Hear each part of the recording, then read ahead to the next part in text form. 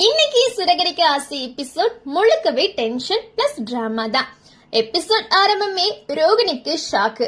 கிறிஷோட பெரியம்மா பெரியப்பா நேரா வீட்டுக்கே வந்துடுறாங்க. அவங்களுக்கு என்ன பண்றதுன்னே தெரியாம ரோகிணி முழிச்சிட்டு இருக்காங்க. உடனே அம்மாவை கூப்பிட்டு எதுக்கு இவங்களெல்லாம் கூட்டிட்டு வந்தேன்னு திட்டுறாங்க. அவங்க என்ன சொல்றாங்கன்னா, உண்மை எல்லாம் முத்து குடும்பத்துக்கு தெரிய வந்தது எங்களாலதான், அது வருத்தம் தான். ஆனா எங்க தம்பிக்கு சேர வேண்டிய சொத்தை உனக்கு. ஆனா ரோகிணி டக்குன்னு எனக்கு சொத்தும் வேணாம், நான் என் புருஷனோட சீக்கிரம் சேர்ந்துருவேன்னு சைடா காமிக்கிறாங்க. இவ பிளான் வேற லெவல்ல தான் இருக்கு. இங்க இன்னொரு பக்கம் ரவி ஸ்ருதி பிரச்சனை பயங்கரமா போயிட்டு இருக்கு. நீத்து நான் ரவியை காதலிக்கிறேன்னு சொன்னதால ஸ்ருதி கோவமா அம்மா வீட்டுக்கு போயிடுறாங்க. முத்துவும் மீனாவும் ரவி கிட்ட அந்த பொண்ணு லூஸ் மாதிரி உங்களை பிரிக்கதான் பிளான் போடுறான்னு சொல்றாங்க. ஆனா ரவி என்ன பண்றதுன்னே தெரியல. ஸ்ருதி போன் கூட எடுக்கலன்னு பாவமா சொல்லிட்டு இருக்காங்க. அப்போ ஸ்ருதியோட அம்மா சுதா நேர வந்து வீட்டையே போயிட்டு உடைக்கிற மாதிரி திட்டுறாங்க.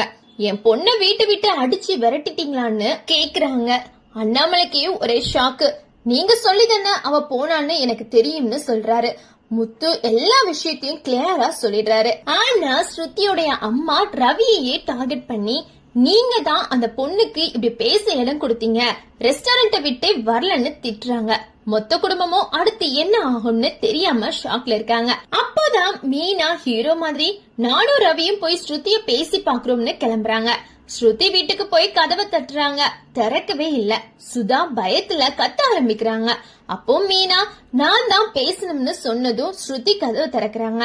ஆனா ரவியை கண்டுக்கவே இல்ல. அதுக்கப்புறம் மீனா ஸ்ருதி பேசிக்கிறாங்க. மீனா காஷட் விஷயத்த சொல்ல ஸ்ருதி என் இடத்துல நீங்க இருந்தா அவளை அப்படியே விட்டுருப்பீங்களான்னு கேக்குறாங்க. மீனா எனக்கும் அடிக்கணும்னு தான் இருந்துச்சு, ஆனா அவ திருந்த மாட்டான்னு சொல்லிடுறாங்க. கடைசியில ஸ்ருதி ஒரு பெரிய கண்டிஷன் போடுறாங்க. நான் அந்த வீட்டுக்கு திரும்ப வரணும்னா ரவி அந்த ரெஸ்டாரண்ட விட்டுடணும். அந்த நீத்தும் நான் ரவியை காதலிக்கல, இனிமே உங்க வாழ்க்கைக்குள்ள வர மாட்டேன்னு என்கிட்ட மன்னிப்பு கேட்கணும் அப்படின்னு சொல்லிட்டு எபிசோட முடிச்சிடுறாங்க. அடுத்த எபிசோட்ல செம்ம டிராமா வெயிட் பண்ணிட்டு இருக்கு. நன்றி, வணக்கம்.